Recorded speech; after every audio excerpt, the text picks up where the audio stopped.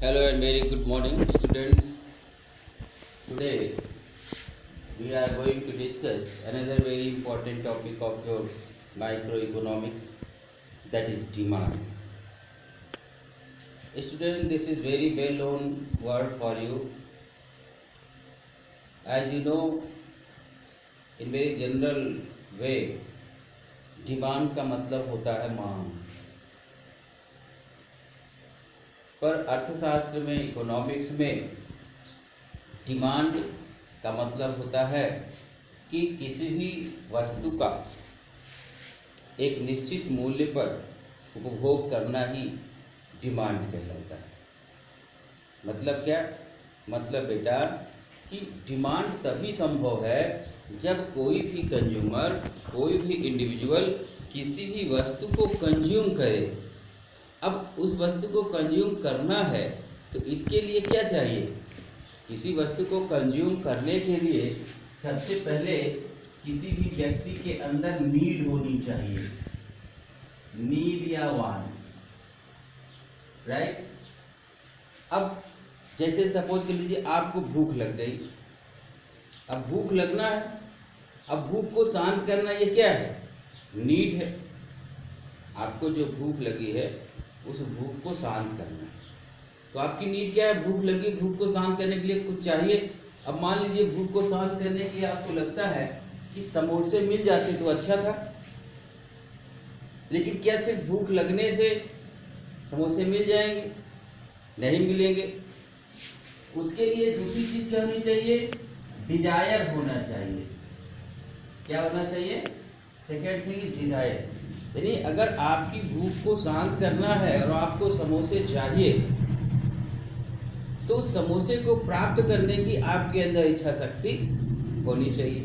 अच्छा आप सोचिए, मान लो आप दुकान पर गए, आपको समोसे चाहिए क्योंकि आपको भूख लगी है। आपको लगता है भाई समोसे मिल जाए तो हमारी भूख शांत हो जाएगी। अब आप दुकान वाले के पास जाइए कि भैया हमको समोसे दे दीजिए। क्या आपको मुफ्त में समोसे दे देगा? नहीं देगा ना। कब नहीं देगा? जब तक कि आप उसको उस समोसे का मूल्य पे नहीं करेंगे, उस समोसे की कीमत दुकानदार को अदा नहीं करेंगे। इफ यू पे the price of the samosas, अगर आप उसको समोसे की कीमत पे करते हैं तो आपको समोसा दे देगा, और जब वो समोसा दे देगा तो उसको आप कंज्यूम करेंगे, तब आप कह सकते हैं कि ये डिमांड। यानी बच्चों, किसी भी प्रोडक्ट की डिमांड को करने के लिए कम तीन चीजें होनी चाहिए। एक होना चाहिए विलिंगनेस टू पे। यानी जब तक ये तीन चीजें नहीं होंगी किसी भी वस्तु की डिमांड क्रिएट नहीं होगी। So if anyone is some need and he has to desire to satisfy that need, so that need till not will be satisfied whenever he or she is not willing to pay the price or cost of the commodity. तो मतलब क्या? मान लीजिए आपको need थी समोसे खाने की, आप दुकान पर गए, आपने कहा भैया भैया मुझे समोसे चाहिए। एक समोसा कितने की? उसने कहा 5 रुपए का है। आप पैसा उसको नहीं देना चाह रहे, तो क्या होगा? ऐसी स्थिति में आपकी नीड सेटिस्फाई नहीं होगी। डिमांड तभी होगा जब विलिंगनेस होगी, विलिंगनेस टू पे होगी, किसी भी वस्तु की कीमत को पे करने की इच्छा शक्ति होगी। तो these are 3 important elements of the demand. Demand को क्रिएट करने के लिए नीड, डिजायर और willingness to pay. Willingness to pay means उस वस्तु की कीमत।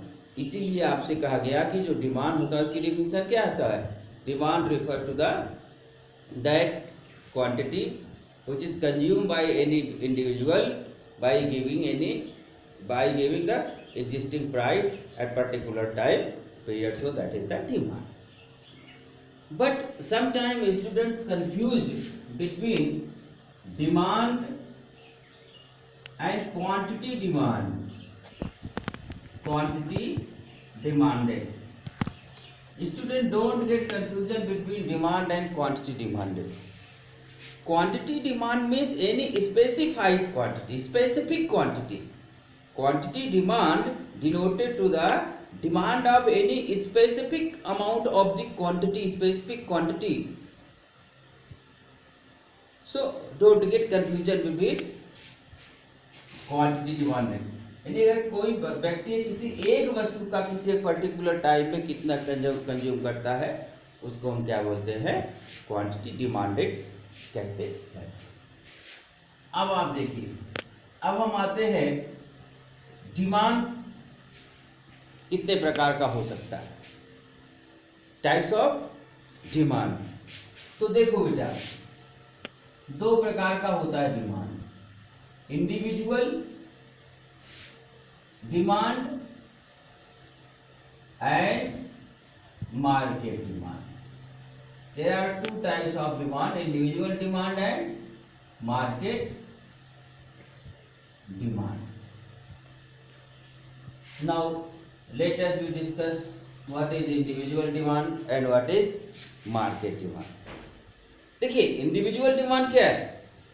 नाम से क्या, इंडिविजुअल मीन्स किसी एक, तो यानी किसी एक हाउस होल्ड या कंज्यूमर के द्वारा किसी एक वस्तु का डिफरेंट प्राइस पर जो कंजप्शन होता है, उसी को हम, या कोई एक व्यक्ति है जो अलग अलग मूल्य पर, कीमत पर एक ही वस्तुओं को परचेज करता है अलग अलग क्वांटिटी में, उसको हम क्या बोलते हैं?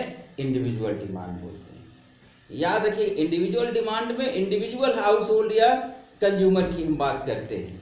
लेकिन मार्केट क्या होती है बेटा? मार्केट तो इंडिविजुअल होती नहीं, मार्केट में क्या होता है? नंबर ऑफ हाउस होल्ड होते हैं, नंबर ऑफ पीपल्स होते हैं।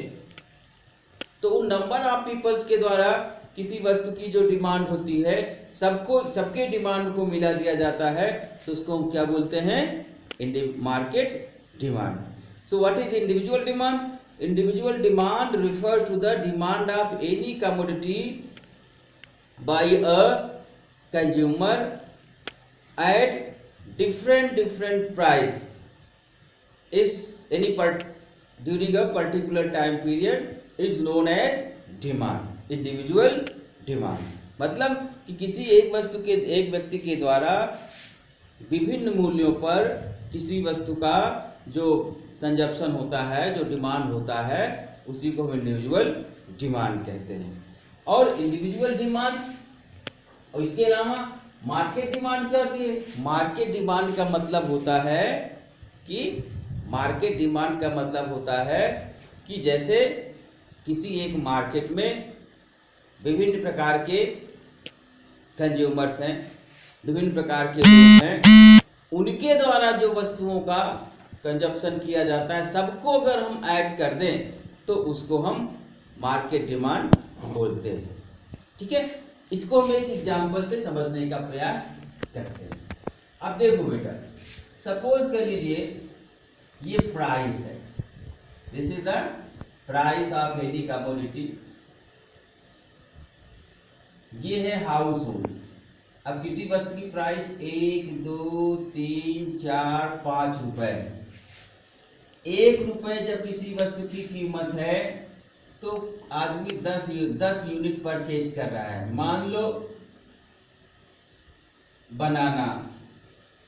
बनाना है और हाउस होल्ड एक है, पहला हाउस होल्ड है, तो जब एक वस्तु की कीमत है तो 10 खरीद रहा है, 2 है तो 8, 3 है तो 6, 4 है तो 4 और 5 है तो 2 वस्तुओं खरीद रहा है। इसमें आप देख रहे होंगे बच्चों, जैसे जैसे वस्तु की कीमत बढ़ती जाती है, वैसे वैसे उस व्यक्ति के द्वारा खरीदे जाने वाले वस्तुओं की संख्या कम होती जाती है। उसके द्वारा खरीदे जाने वाली वस्तुओं की संख्या क्या होती जाती है? कम होती जाती है। क्यों होता है ये हम आगे पढ़ेंगे, इसको हम लॉ ऑफ डिमांड के नाम से जानते हैं।